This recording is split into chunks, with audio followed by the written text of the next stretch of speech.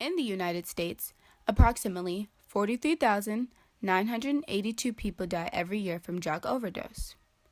Drug abuse stands as one of the many leading causes of death among teens in the United States and is often a major topic of discussion within society. Can these numbers be lowered? Can addiction be predicted or prevented? Who all is at risk for addiction? Are a few of the many questions that parents ask from all around the world, struggling to wrap their heads around what seems to be an ever-rising epidemic. David Shep was one of the many parents who had to address these questions head-on, and recounts these events in his detailed memoir titled Beautiful Boy. In the novel, Nick, who's David's son, emerges as an unlikely hero, who, although he doesn't bear the shining smile and flowing cape of a traditional hero, takes the readers on a journey of 12 steps, characterized by Joseph Campbell's monomyth, or hero's journey.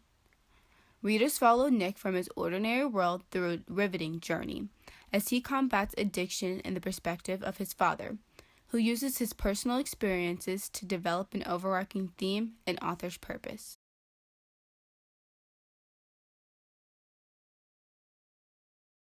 Readers see Nick in his ordinary world as he travels through infancy and the early stages of adolescence through his dad's perspective. The author spends a great deal of time in this stage creating a character that readers can relate and grow fond of, which creates a personal relationship that will later be effective once Nick falls into addiction. The first few chapters are detailed and full of funny moments showcasing Nick's vibrant and intelligent character, traits that are prevalent even at a young age. In Chapter 1, Nick, who at the time is in kindergarten, expresses his creative personality through his colorful outfits. One day, someone in class critiques his choice of bright blue tights, stating that only girls wear tights. Rather than crumbling in defeat, Nick embraces his individuality, insisting that Superman also wears tights and refuses to be affected by his peers' rude judgments. This scene is very telling of Nick's character and his strong will and refusal to submit to peer pressure. At such a young age, it is one of many instances where readers grow to love him. In these chapters, Shep also takes the time to detail his tangled divorce, which places Nick in the middle of a nasty battle for custody and leaves him without a constant, comfortable home. Nick's constantly changing setting reminds a central idea to the better half of the novel, and is later the reason his father assumes blame for his situation. Nick's call to adventure, or first experience with drugs, appears at the end of Chapter 3 when his father finds marijuana in the pocket of his sweatshirt. Nick's father is quick to confront his son and is met with apologies and promises to never use again.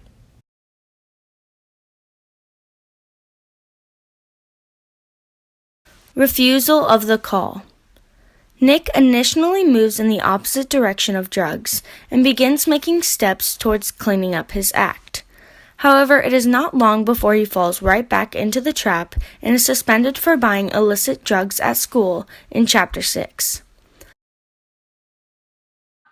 In the beginning of his sophomore year, Nick is introduced to Dawn, who will act as an advisor while he is on academic probation. It is not long before Nick develops a strong relationship with him, and he says he, quote, only wants to please him, page 79.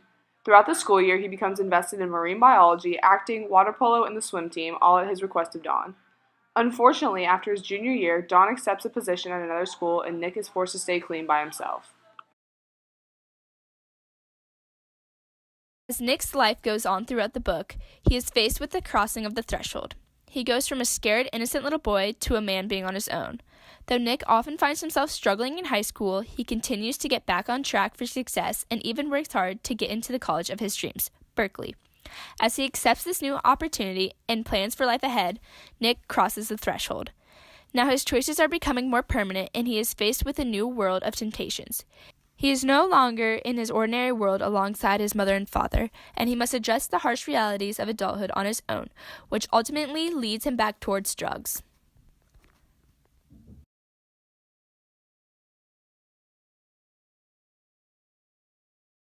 At college, Nick relapses, and after a worried call with his dad, they meet up. His dad reports him being a, quote, bruised, shallow skin and bone with eyes resembling vacant black holes, page 102.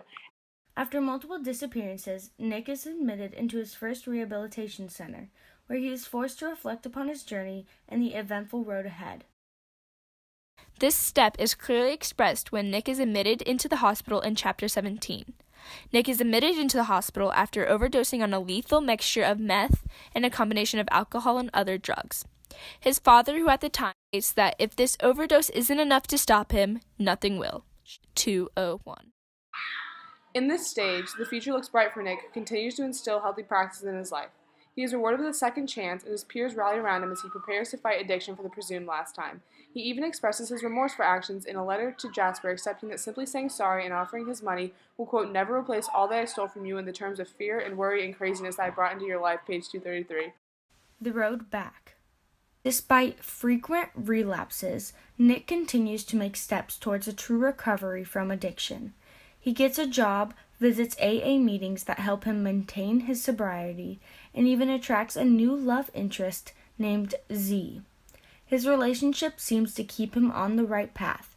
However, the journey is not over. Step stands as the climax of Nick's journey, at which he is given one last chance at recovery. After attempting to steal his mother's computer, Nick is given the option of jail or rehab. Instead of accepting his issues, Nick's meth brain reasons that you can have one more drink, one joint, a single line, and you moved on. You don't need a recovery program. 261. At the end of the journey, Nick returns home to his ordinary world as a changed man. Though his battle with addiction was a dangerous and lengthy process, Nick was able to grow and set the motion for his new drug-free life. He reunites with his family and travels across the country spreading drug awareness and prevention.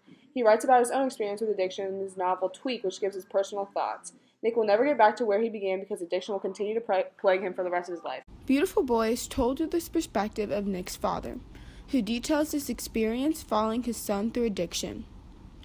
This decision to tell the story as an outsider remains pertinent to the theme that addiction impacts whole families and the overarching author's purpose. The story was not written to merely inform readers about the effects of addiction, but to show how addiction can drastically transform the person using, and leave them as unrecognizable to even their closest loved ones. This is clear as both readers and David struggle to relate the drug-addicted Nick back to the bright-eyed and creative young boy that was presented in the beginning.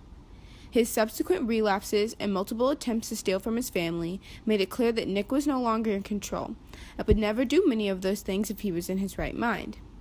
The author uses the hero's journey so readers can relate Nick before his decline, and refrain from ostracizing him in the manner that is commonly done to most addicts, whom society blames and deems as hopeless lost causes. The author wants readers to understand that addiction can happen to anyone.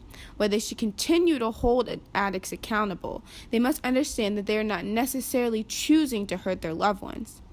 All in all, the novel leaves readers question their assumptions about addiction and how it should be combated in the future.